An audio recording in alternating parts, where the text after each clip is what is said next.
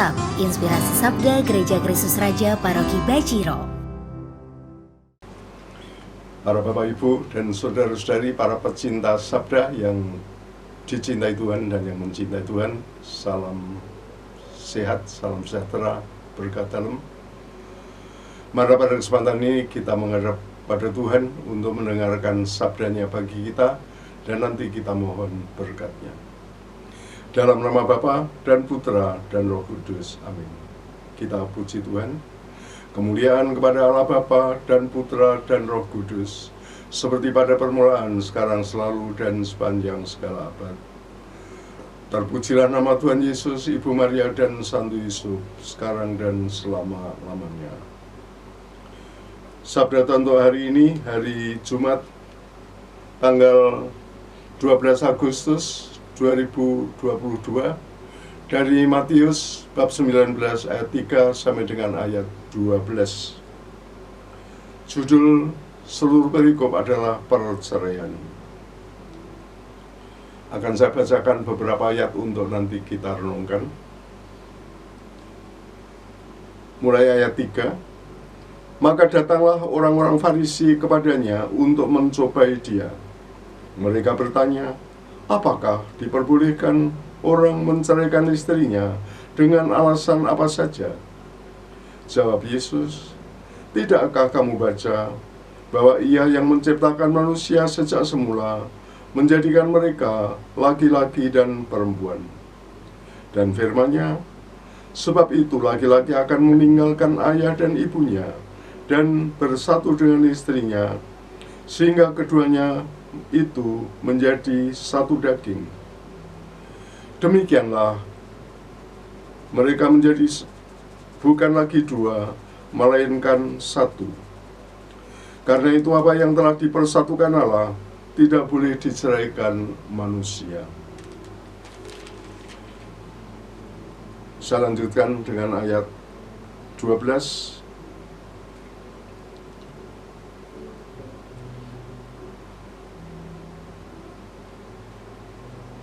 Ada orang yang tidak dapat kawin karena ia memang lahir demikian dari rahim ibunya.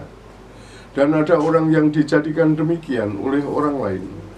Dan ada orang yang membuat dirinya demikian karena kemauannya sendiri, oleh karena kerajaan surga. Siapa yang dapat mengerti, hendaklah ia mengerti. Demikianlah sabda Tuhan.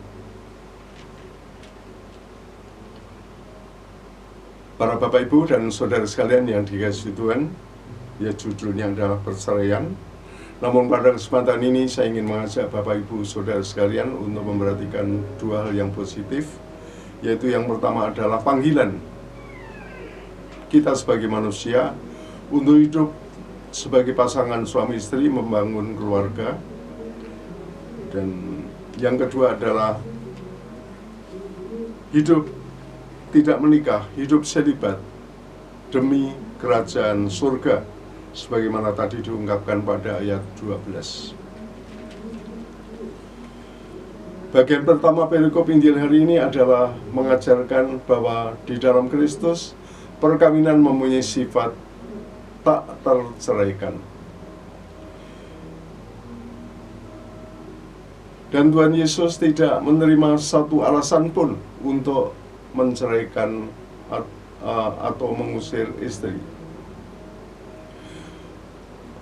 Dasarnya adalah bahwa Allah tidak pernah berubah di dalam kesetiaannya.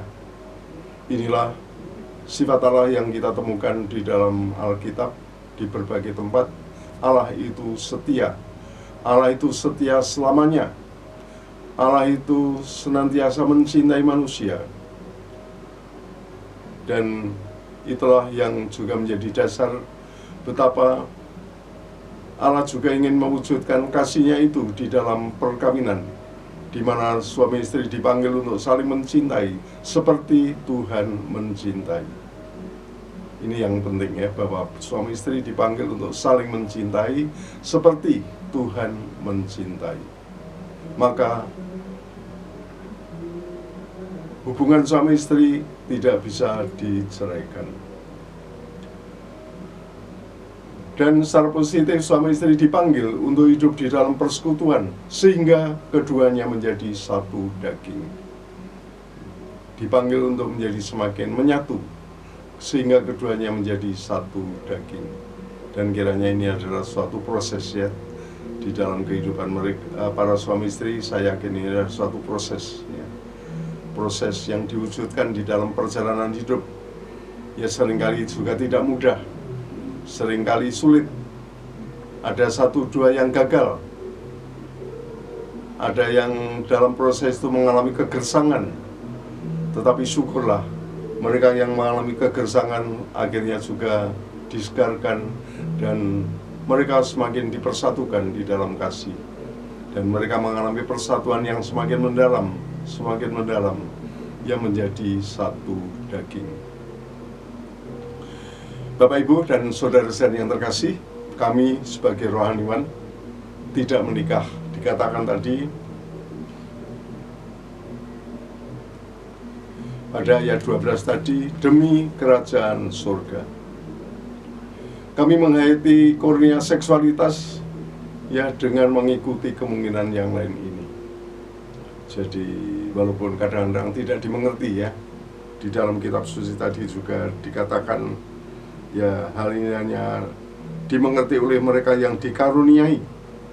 Ya, saya masih ingat ketika di seminari, saya kalau pulang itu seringkali dinasihati oleh seorang bude saya. Bude saya selalu mengatakan dengan tegas, "Le, nak, kamu ndak usah jadi pastor, ndak merasakan," mereka mengatakan dalam bahasa Jawa, atau beliau mengatakan dalam bahasa Jawa, "Orang rasake swarga dunyo." Ya, sulit untuk memahami hidup selibat, hidup tidak menikah. Tapi itulah satu hal yang juga diberkati Tuhan, yaitu ada orang yang membuat dirinya demikian karena kemauannya sendiri, oleh karena kerajaan surga. Dan itulah yang kami pilih ya, kami para imam, bruder dan suster. Itulah jalan yang kami pilih. Tidak hanya imam, bruder, suster, tapi juga ada komunitas awam ya. Ada beberapa komunitas awam di dunia ini yang juga memilih tidak menikah demi kerajaan surga.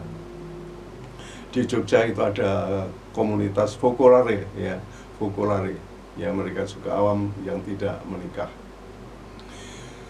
Begitulah Bapak, Ibu, dan saudara sekalian, ada dua macam cara kita menanggapi panggilan untuk hidup sebagai pria dan wanita, menghayati seksualitas. Dalam bentuk menanggapi panggilan Tuhan, kehendak Tuhan, yang pertama adalah hidup sebagai pasangan suami istri yang tak terceraikan. Dan ya, kami imam, bruder, dan suster hidup sebagai selibater, sebagai orang yang tidak menikah, mempersembahkan kemurnian kepada Tuhan, dan kita ya hidup tidak menikah demi pelayanan, demi kerajaan surga. Baik, Bapak, Ibu, dan saudara yang terkasih, pada kesempatan ini ya kami ingin mengajak Bapak, Ibu, saudara sekalian untuk ya saling mendukung, saling mendoakan ya. Karena suami istri menjadi satu itu adalah suatu proses, bagaimana tadi saya katakan. Dan kami sebagai imam yang atau imam, bruder, suster yang hidup selibat tidak menikah, itu juga suatu hal yang harus diperjuangkan terus-menerus. Tidak otomatis selesai dan sukses. Suatu hal yang harus dipertimbangkan terus-menerus. Karena naluri sebagai pria, naluri sebagai wanita juga tetap ada ya. Sehingga memang hidup selibat itu sendiri harus diperjuangkan sehingga suami istri tetap setia satu sama lain, dan kami para imam, bruder, dan suster juga setia dengan panggilan kami. Marilah kita saling mendoakan, kita saling mendukung, kita saling menyemangati sehingga panggilan Tuhan dapat kita hayati dan kita wujudkan, dan selanjutnya menjadi berkat bagi keluarga, menjadi berkat bagi umat. Kita mohon berkat untuk keluarga kita. Kemuliaan kepada Bapa dan Putra dan Roh Kudus, seperti pada permulaan, sekarang, selalu, dan sepanjang segala abad. Amin. Tuhan bersamamu. Diberkatilah saudara-saudara sekalian, diberkatilah perjalanan hidup keluarga Anda, diberkatilah kami para imam, bruder, dan suster, sehingga kami senantiasa setia dan tekun di jalan panggilan dan pelayanan kami. Dalam nama Bapa dan Putra dan Roh Kudus. Amin. Terima kasih, selamat berkarya, dan Tuhan memberkati.